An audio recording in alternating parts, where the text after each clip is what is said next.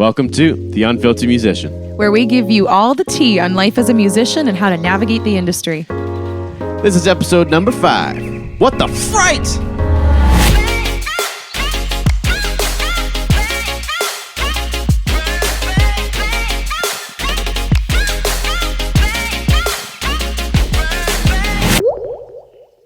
And welcome back to another episode of The Unfiltered Musician. We're your hosts, Vanessa Perret and Ryan Mancini. And today we'll be talking about ways to combat stage fright. It's spooky season, so we figured the fright factor might be very fitting for this time of year. Right. Everybody gets nervous still. Doesn't matter how long you've been performing. You get nervous before you get on stage. And if you don't, good for you. Yeah, right. I wish I was you. But first, let's do a weekly check-in. Vanessa, what's been going on this week? I feel like this month alone, you and I have had so much. Like every weekend, something is going on, like a performance or something that we're in charge of. And so in the last week, we performed last Sunday outside. And it was a nice gig. It was cute, but I have a lot of reservations about performing outside when the wind chill makes it like 50 degrees or lower. So I definitely learned a new boundary. Don't choose gigs that are outside in under 60 degree weather. Well, also wind. I mean, you can't predict wind like that. So. Yeah, my stands were blowing over. I had hand warmers, like maybe 3 in each pocket, 2 in each hand, like clutching my tea, and I'm just quivering with my microphone. Even our guitarist, he had to take a break for a sec because he couldn't feel his hands.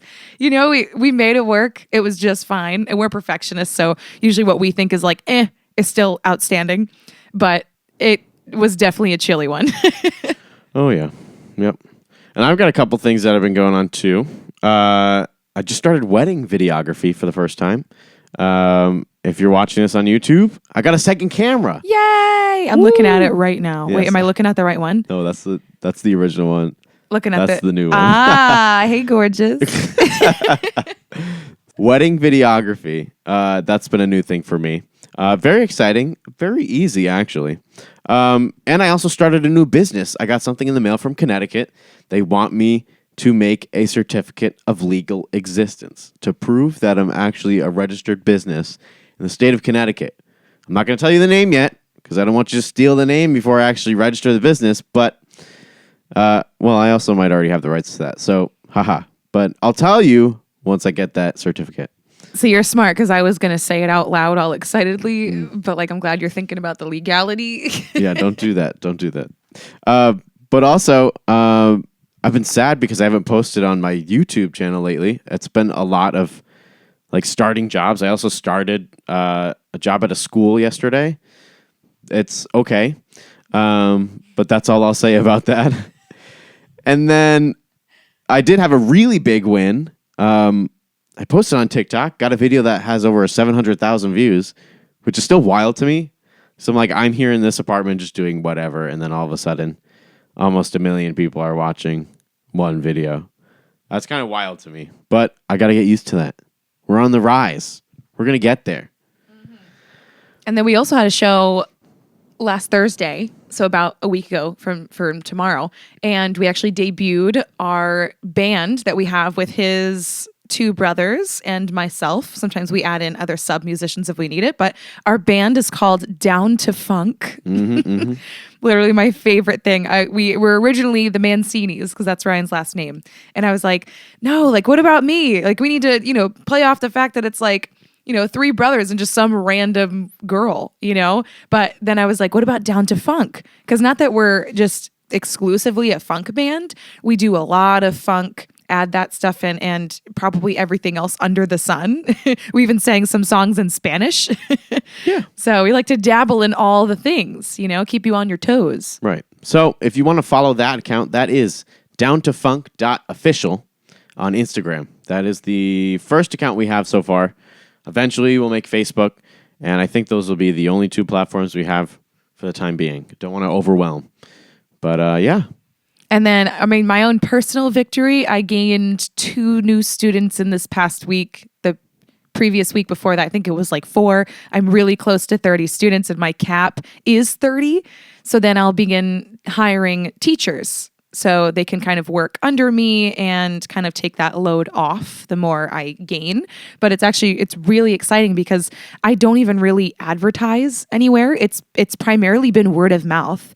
I am connected to a lot of districts in at least the Connecticut area and, some in Rhode Island, but Ryan has worked in a few of those districts and he kind of put my name around there. So now they're sending students my way, and then they're all just kind of talking amongst themselves as high schoolers and middle schoolers do.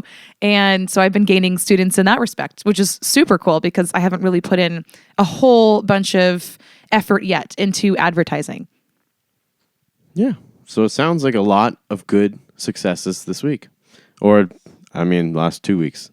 But, all right. Let's hop into the actual conversation. So our first topic is breathing mindfully. A lot of the topics we're going to talk about today are things that you can do if you had 15 minutes or less to calm yourself down before a performance. So the first one is breathing mindfully. And I think this is the biggest one that you can tackle. You don't need beta blockers or things like that in order to calm yourself down. Breathing is huge. So start us off, Vanessa. What do you got? Well, I know for my students and in my studio especially, I try not to tell everyone like, oh, just breathe or take a deep breath. There has to be kind of a mindfulness behind it and intention because, you could tell someone just go like, okay, I'm done. But that doesn't solve anything.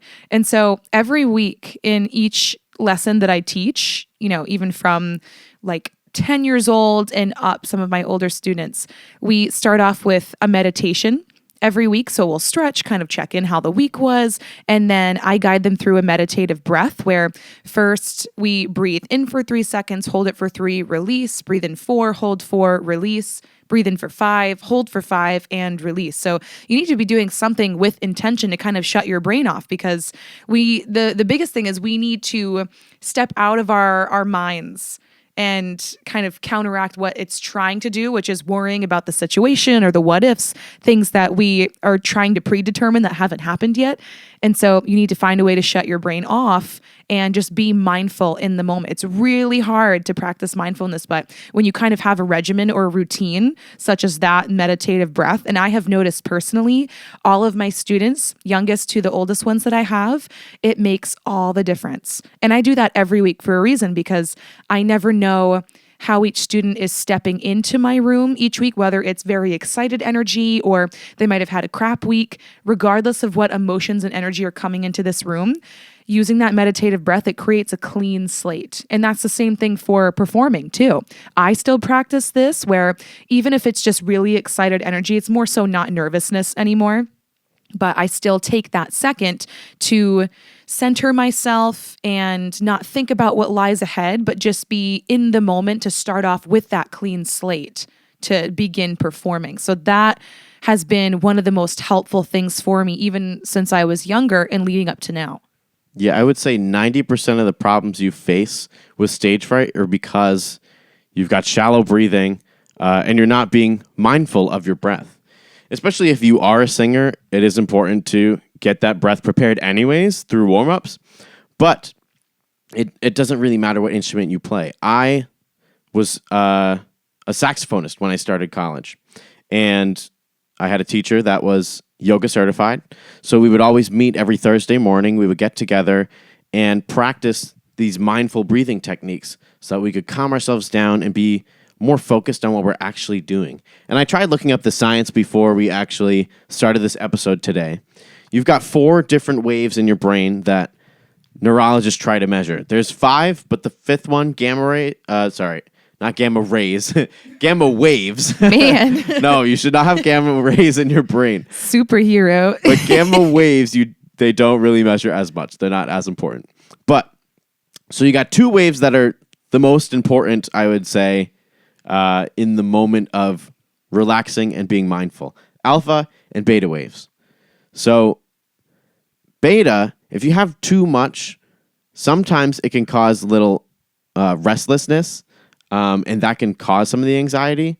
Alpha is more of, it's a slower wave in your brain if we're talking actual hertz. So when I say hertz, if you know A440 or anything music related with hertz, That's basically how it's moving in your brain. That's how we measure how fast they're moving. Alpha waves, that's the stuff that's going to keep you relaxed. And when we practice deep breathing, there's a lot of studies about this. You can look them up. I can put them in the show notes as well if you want to read it. Once you practice deep breathing, slow breathing, not fast deep breathing, there's a difference. It can cause those waves to have more presence in your brain, cause you to be more focused and more mindful of what's actually going to happen. And you can even tell when you're about to go on stage, if you're not deep breathing, it's barely anything. It's kind of like, I wouldn't even say like hyperventilating, but it's not something that's going to relax you right away.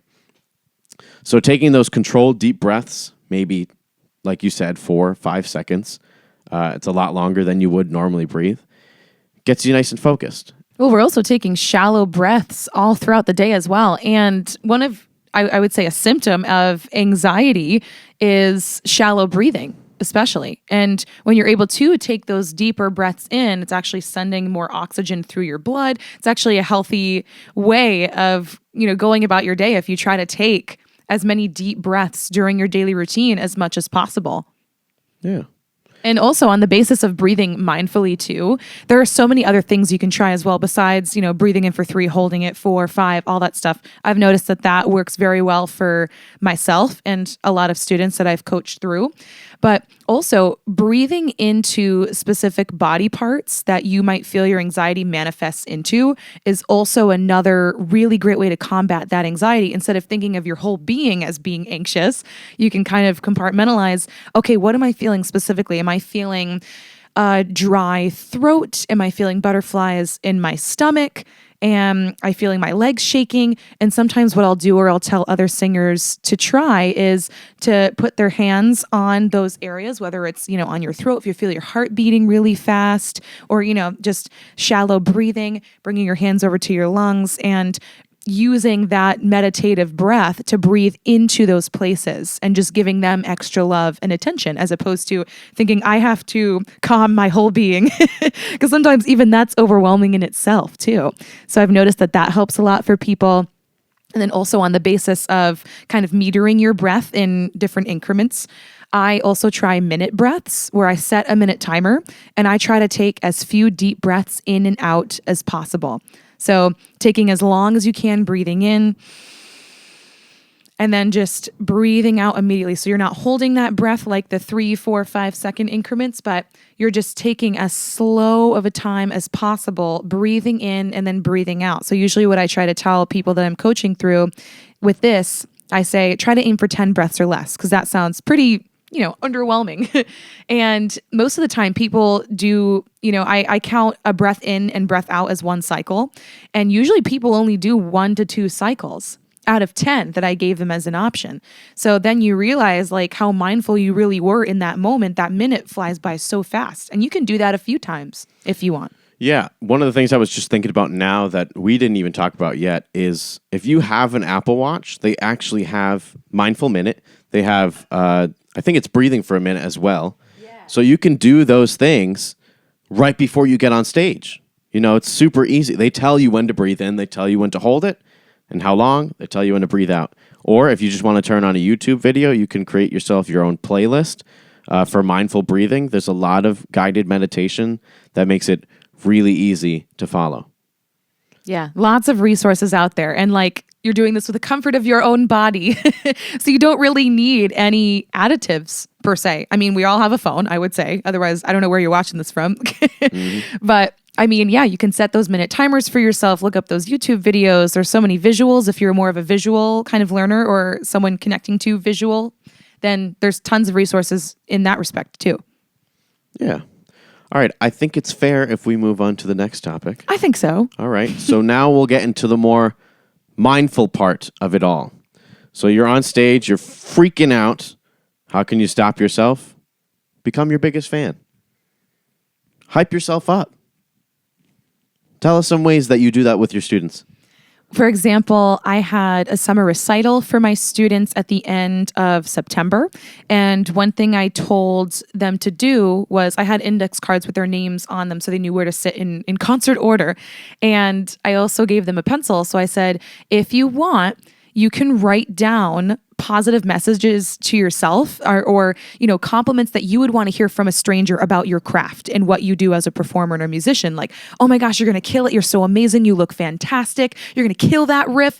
And, either write them down or you can even have them flood your mind. Or, if I don't have like something to write on physically, sometimes I'll even write it on my phone and just continue either repeating those same messages to myself or mantras or adding new ones. But I try to do that even up until I begin performing. And so I've just got all of those positive messages flooding my head. So whether there's anxiety there or not, I am flooding my brain with this positive energy. And I don't even have time to think about the what ifs, the anxieties, all the negative things I might be thinking about. So I've noticed that is pretty effective for myself and as well as other people I've coached using this specific method as well. And one other thing I do weekly for my students is during the meditation, I add in a positive mantra or message, whether it's something I think they personally need to hear or just a positive outlook on life or a lesson learned. And one of my favorite things that I tell people and I tell myself, I've even got a mug that says it. And for those of you watching on YouTube, you can see it right from here. But one of my favorite quotes that I tell people is, it's not a fail, it's a first attempt in learning, or end is not the end, because end means effort never dies, and no means next opportunity. So there truly is no fail. It's just that you're going to learn from this situation. Regardless, there's growth. And that's something that has really stuck with me as well. However I feel after a performance, I just knew that was a first attempt in learning. Oh, yeah. And, sometimes you might actually fail. But they are times that you are learning. But you're going to learn after that situation, though. Exactly. What not to do after, or what works. Regardless, it's something gained. Right. Like, one of the things that I'll never forget, this is a little story time for you. When I used to fail really badly for learning lyrics, it was my senior year of high school. I was doing my senior solo. I think you know where this is going. Yeah. And I sang My Way by Frank Sinatra. And I didn't work hard enough to learn the lyrics. And I told my chorus teacher, hey, like, this is not going to work. Like, I can't do this. And at that point, I had already had like private gigs that I have set up myself, and I perform them, and I perform them well. So like, I know myself. This isn't just a nervous high schooler approaching a teacher and being like, oh, I'm so nervous, I can't do this. No, like I'm usually very confident in what I can do. And when it's wrong, it's wrong. I know that for sure. So he's like, it's going to be fine. You're going to do great. You're going to do better than you think. You're just nervous. And I'm like, no, there's no way this is going to go right. I don't know the lyrics. And I was very sure about that. But I still went on stage and I sang something. I definitely sang something. I went and sang the first line.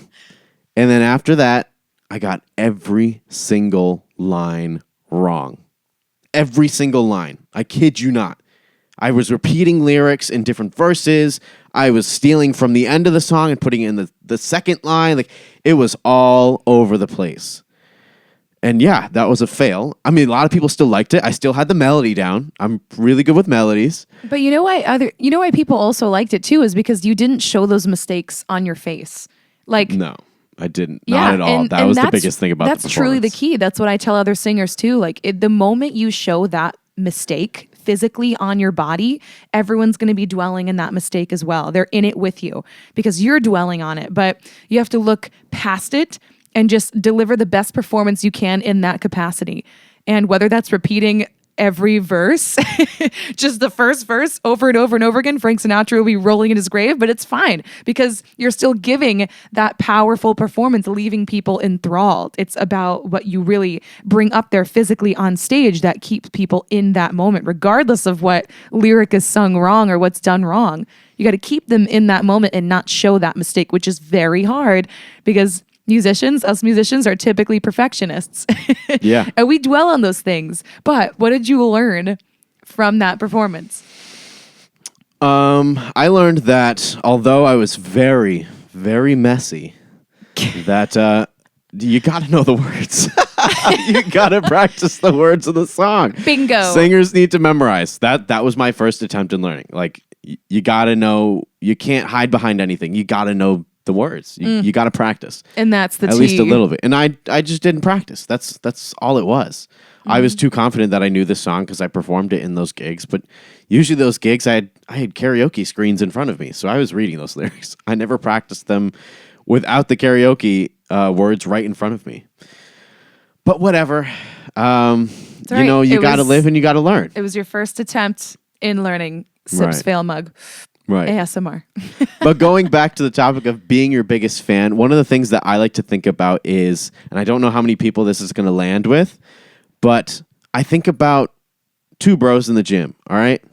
I know, this is going to sound wild to you. I don't know where it's going, actually.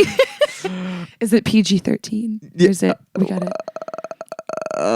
It's fine. Okay. It's fine. I think about, what if you're like lifting weights and you got one person next to you, like, one more, like, you can keep going. It's like the gym coach kind of thing. Like, you got this, keep pushing. You got one more, another lap, stuff like that. Like, you can do it kind of thing. That's you being your biggest fan. So you're chanting that in your head because you don't have your gym bro on stage with you. You might be lucky enough that you do. Be your own gym bro. Yeah. That's one thing you learned today. Can we put that on a shirt? Be your own gym bro. Be your own gym bro. Okay. We're going to make that a hashtag. Ew. All right. Moving on to topic 3. Become your alter ego. So what do you have to say about that, Vanessa? Well, for example, and I know I tie a lot back to my studio and what I do with my students, but we're all singers, we're all musicians, and this is what I have firsthand observed that is effective for singers. So I have a young student who's about 6 or 7, and for weeks leading up to the show that we just had, her mother would tell me she is so nervous, she's freaking out. I would talk to her, and she said she was freaking out and super nervous. But, she'd come into the studio, and we'd have her lesson, and she'd be just fine. And so leading up to the show, maybe her last session before we had the recital, she was like, I can't do this. Like, I'm so sorry. I'm just too scared. And this was her first time singing in front of a crowd. And also from the pandemic, I would even say younger school age children really got the short end of the stick with social skills and other opportunities that were kind of stripped away from them that affected them developmentally. So I have a little bin of costumes, most of them like Halloween costumes, just silly hats and glasses and stuff. And I said, okay, we are going to become a different version of ourselves. So we're going to become like a diva pop star. This is, her example. And I gave her glasses. I gave her like this like black cat headband and like big black silky gloves. And I think she called herself Miss Diva Kitty. That was her alter ego. And then I was Butterfly Queen. I had butterfly glasses. And so, in the end, for the performance, she asked me to come up with her, and I was completely fine with that. Of course, like if you're much older, I probably wouldn't do that for you. But I went up with her. But moral of the story is she walked right up there with her outfit on and, had the cat ears. I brought everything, and she delivered probably the best performance I've ever seen from a younger singer. And she didn't even think about how nervous she was. Her mother was like sobbing. I was crying. I was just so happy for her that she didn't even think about those nerves because she became a different, more confident version of herself. And, for a much older crowd, I would say like, You can even think of a different name for yourself, wear different Hannah makeup Montana. or Bruno yeah, Mars. literally be Hannah Montana. Like find different things that allow you to step out of your own daily skin, which sounds creepy, but it's spooky season, so it's fine. We can say that. But like, yeah, wear the different clothes, wear the makeup that you don't normally try on during the week, and just become that alter ego of yourself that brings out the confident, talented person that you really are. And so when you can really step out of that daily skin and just become that different person, you're not carrying that anxiety, that weight of, the what ifs. You're just, knowing that you're going to go in with confidence and that the crowd loves you and like you got all this good energy surrounding you for this alter ego. So sometimes that works for people. Yeah. And I don't really have much to say beyond that because I think you explained that quite well. So let's move on to the next topic. Have something to fidget with. Make your hands do something. For my ADHD people, do we have it next to us? What do you have? Oh, do I? Oh my gosh. Hand me something. I've got all the things. Wait, we can even do like ASMR. Play-Doh? Yeah, here, I'll give you Play-Doh. Play-Doh. And I've got here, wait, actually, this is Something probably to the fidget with. content that no one asked for, but here's some fidget ASMR. This one has all kinds of Put it buttons. right in front of the microphone. So Oh, yeah. We've got buttons. Oh, yeah. We've got a clicker. Little fidget box. Little People might think like, oh, these $2 trinkets, like they're so beneath me. No, they're not. We have them in our studio. I wonder who is For adults. actually saying that though. Like these fidget toys are so beneath me.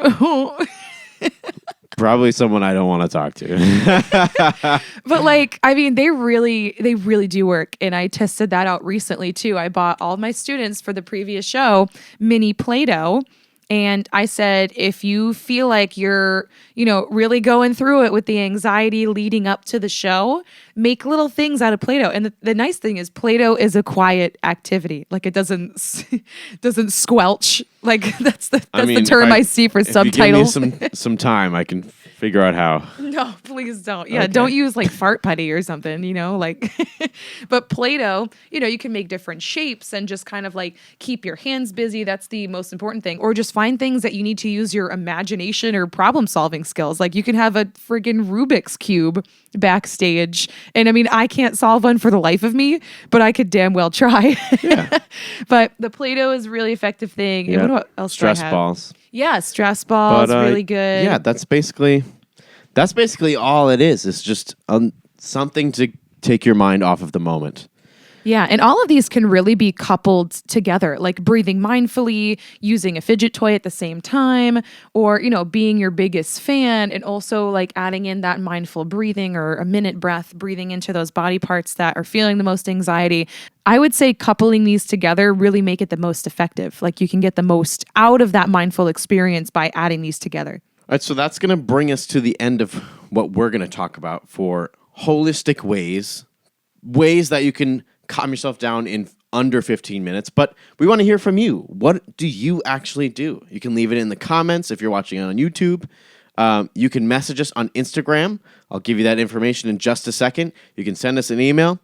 But thank you anyways for tuning into this episode of The Unfiltered Musician. If you like this episode, give us a like, subscribe, hit that cute little notification bell to see our other musical content. Yes, and you can message us with suggestions about what you want to hear next at theunfilteredmusician.podcast on Instagram or unfilteredmusician@gmail.com.